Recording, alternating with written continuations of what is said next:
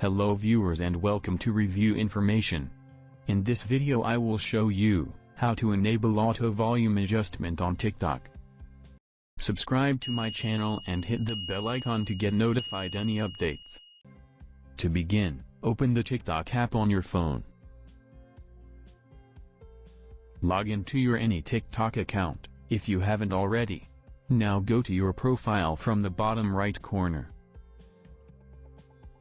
Then tap the three lines from the top right corner. A menu will pop up from the bottom. Select Settings and Privacy.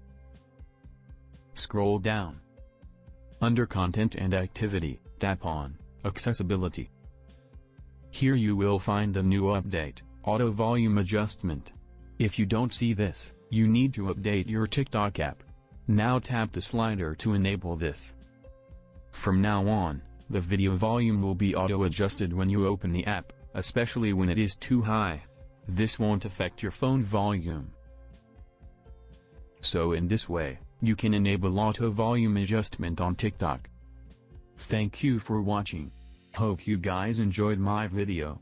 Please subscribe my channel for more videos. Goodbye.